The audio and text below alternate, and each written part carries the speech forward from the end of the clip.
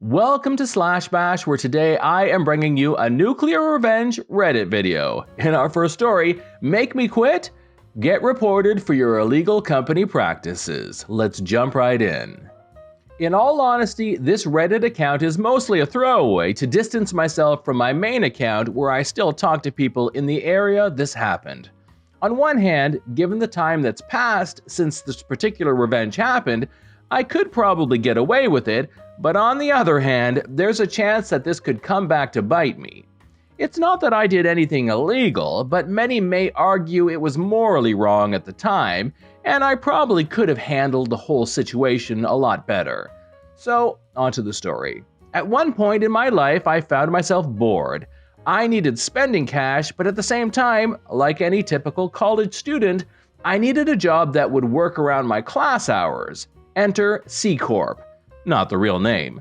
C Corp was a locally owned chain of gas stations in the southeastern part of Georgia and parts of Florida. I forgot the total number of stations, but it was under 50 if that matters. I applied and was given a simple clerking position where I would work weekends and 2 nights a week, for a total of about 32 hours a week on average, sometimes more, sometimes less. I worked there for about a year when I was offered a position to help reopen a store, renovated after a fire, with the promotion to assistant manager. My hours were going to obviously change, but by the same token, I gained better pay and a new day shift which would help things out. To be quite honest, I even debated taking some time off from school to concentrate on the job, as it was entirely possible I would be promoted to manager of my own store before long. There were veiled hints and suggestions of that very thing happening in a few months, as it were. I never got that far, but I'm getting ahead of myself here. It didn't take long for me to start noticing some issues with the store and the company as a whole, issues which I did my level best to correct. We were nearing hunting season, turkey and then deer, and in an effort to cater to this, the store started getting in several pallets of ammunition. So now we had to figure out how to display the various types of shotgun shells and rifle bullets, while also doing our level best to ensure things didn't get in the way.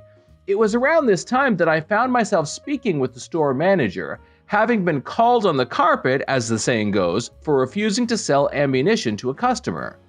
I explained to the manager that I had attempted to check ID on the customer who refused to give it.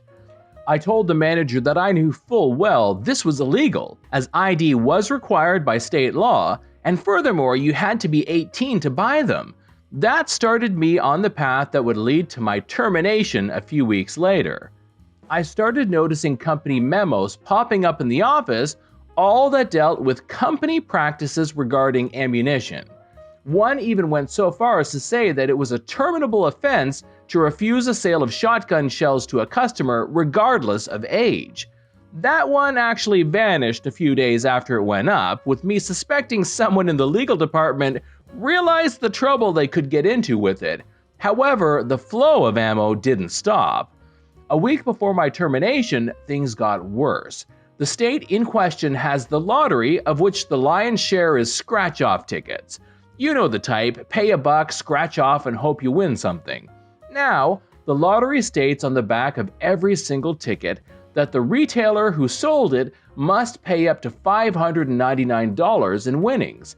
Anything above that has to be claimed at the central lottery office in the state's capital.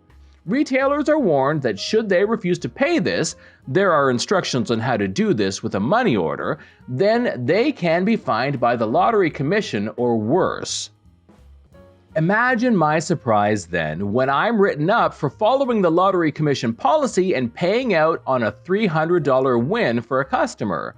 I was told point blank that company policy was not to pay out anything more than $100, regardless of what the Lottery Commission said. The final straw before my eventual termination, though honestly I quit, they still listed me as terminated, came when training another cashier. The very next day, the count came up short by exactly $100. I refused to sign the write-up, which meant the company would have to investigate it, or so I thought. Same day, the district manager called the store and made some veiled threats about calling the police over this, and left me with the note that if the count comes up $100 over today, he won't say anything. Oh hell no, he didn't. I waited till the manager returned from her meeting, dropped all my keys on the counter, and told her directly, "I'm done." I walked out and didn't really look back. I was pissed. Pissed at the treatment I'd been given over my time working there. Pissed at being called a thief. Pissed at what I knew the company was doing to my little community. And pissed that, as far as I could tell, they'd get away with it. That's when I hatched a plan of revenge. First and foremost, I needed to talk with a friend. One of my college buddies also worked for the county sheriff's office, so I plied him over with some good barbecue and a few beers, and then asked him, hypothetically speaking, what would happen to a company if it was found they were doing something illegal, like, selling ammunition when they shouldn't be, or something like that.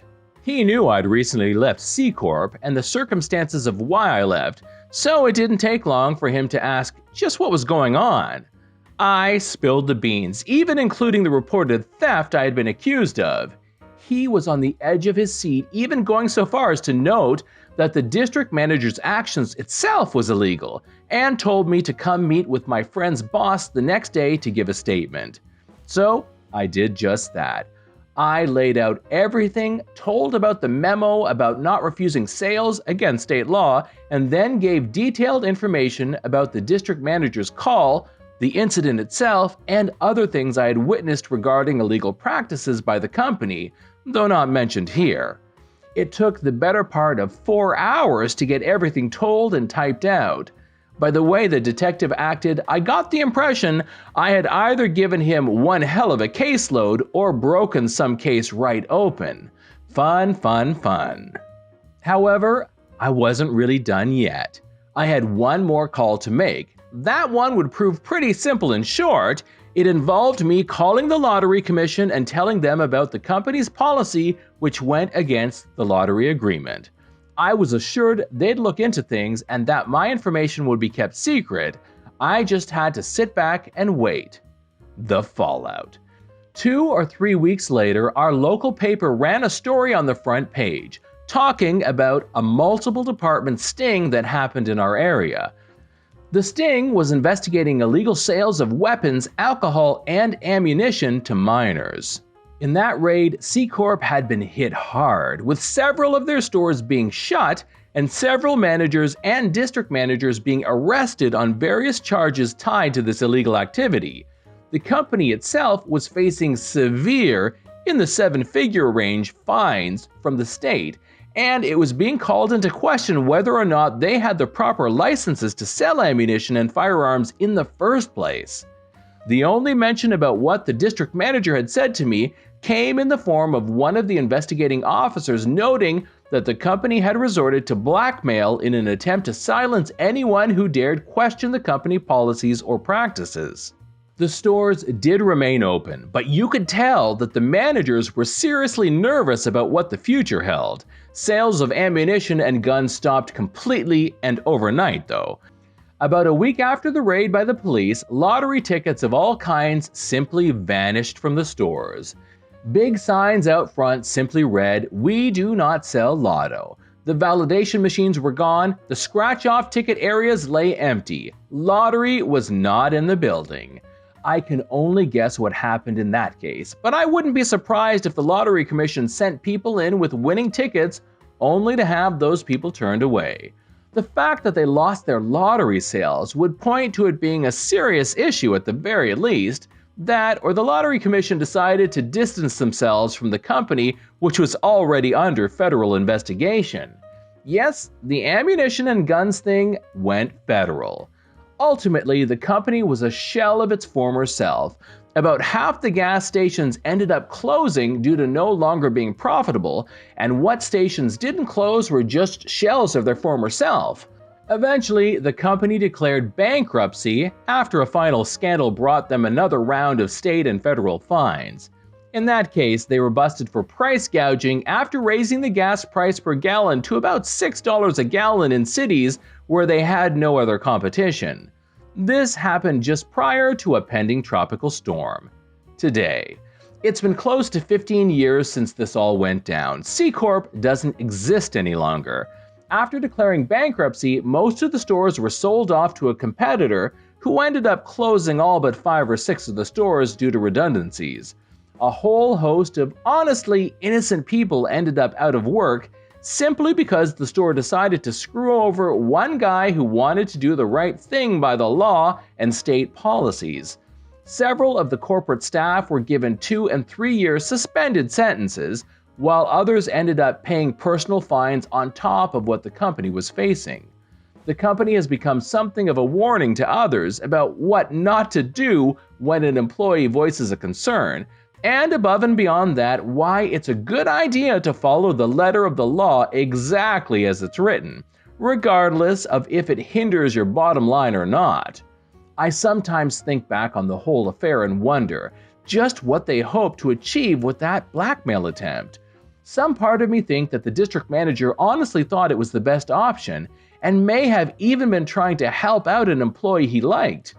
That was something that always bugs me looking back. Every interaction I had with the guy was a good one, right up to him grooming me to be another store manager, so maybe he was trying to protect me. Then again, he could have just been the a-hole I assumed, and that was him showing his true colors. I guess we'll never know. He moved out of the area a few years later, and I sure as hell wasn't about to talk to him again, not after everything that had happened. So that's my story, how I destroyed an entire gas station chain. This is John from /bash. Thanks for watching. If you've enjoyed the video and want to be the first to know when the next one drops, subscribe and click on that notifications bell. I would love for you to drop a like, share it with your friends, and I'll see you in the next one.